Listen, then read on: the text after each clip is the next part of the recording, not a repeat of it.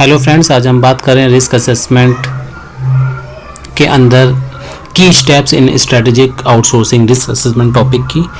Outsourcing of e commerce के अंदर ये आता है, राइट। बहुत इंटरेस्टिंग टॉपिक है, please listen to me carefully and try to ignore my mistakes. इसके अंदर हम 7 स्टेप्स करेंगे, key steps in strategic outsourcing risk assessment. पहला है define the scope and strategic intent. इसके अंदर हम सबसे पहले देखेंगे clearly outline what you aim to achieve with the outsourcing decision and the specific process और फंक्शंस बीइंग आउटसोर्स।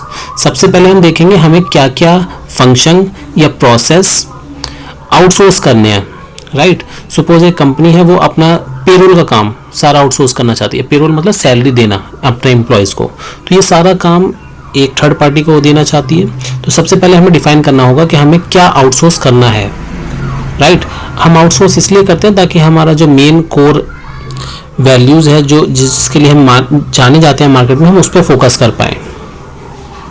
तो हम जो नॉन इसेंशियल काम है उसको आउटसोर्स कर देते हैं ताकि हम फोकस कर पाए जो हमारा इसेंशियल कोर इम्पोर्टेंट टास्क है।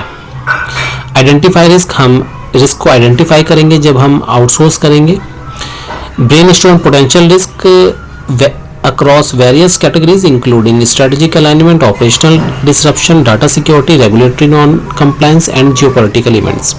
काफ़ी तरह के रिस्क इन्वॉल्व होते हैं जब हम आउटसोर्स करते हैं, वो हम आइडेंटिफाई करेंगे।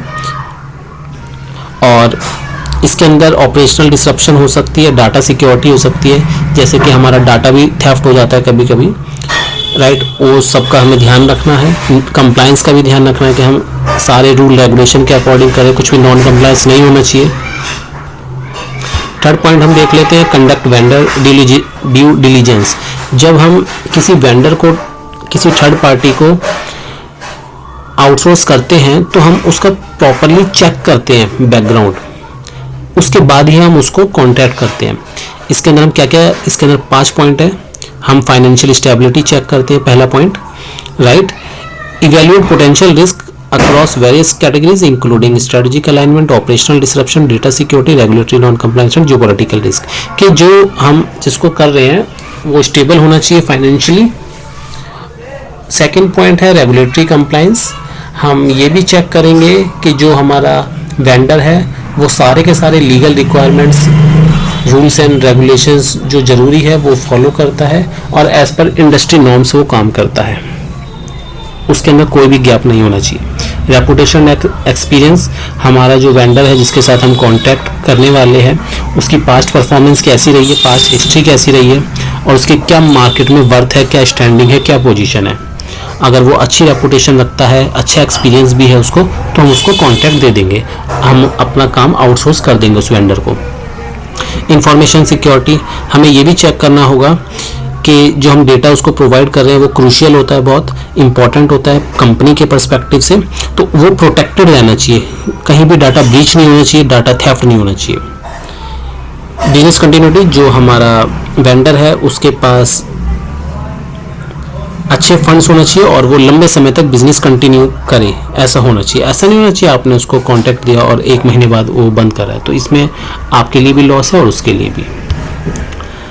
एनालाइज एंड प्रायोरिटाइज रिस्क, हम इसके अंदर एनालाइज करेंगे क्या क्या रिस्क हो सकता है और प्रायोरिटाइज करेंगे।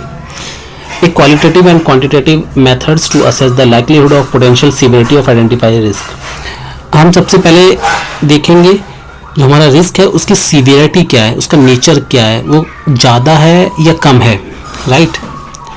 अगर वो सीवियर नेचर का है, अगर वो क्रूशियल है, बहुत ज़्यादा इंपॉर्टेंट है, तो उसके अकॉर्डिंग हम डिसीजन लेते हैं। और अगर लेस इंपॉर्टेंट है तो फिर उसको हम मिटिगेट करने के वेज देखेंगे। मिटिगेट मतलब कम करना। डेवलप मिटिगेशन स्ट्रेटजी, जो अगला पॉइंट है, हम प्लान बनाएंगे ताकि जो हमारा रिस्क है वो कम किया जाए या बिल्कुल ख़त्म किया जाए। इसके अंदर हम कंटिजेंसी प्लान बनाएंगे। इन्हेंस्ड सिक्योरिटी प्रोटोकॉल्स, जो हमारे सिक्योरिटी प्रोटोकॉल है उन्हें इन्हेंस करेंगे। और डिटेल कॉन्ट्रेक्चुअल क्लॉजेज हम बनाएंगे। जब भी हम कॉन्ट्रैक्ट करेंगे तो हम उसमें कॉन्ट्रेक्चुअल डिटेल्स मेंशन होगी हर एक चीज़ की। अगर ये वाला रिस्क अराइज होता है इन फ्यूचर तो फिर कैसे आगे डीलिंग की जाएगी। सिक्स्थ है implement performance monitoring, establish KPI knowledge performance indicator and monitoring frameworks to track vendor performance and accountability throughout the outsourcing life cycle।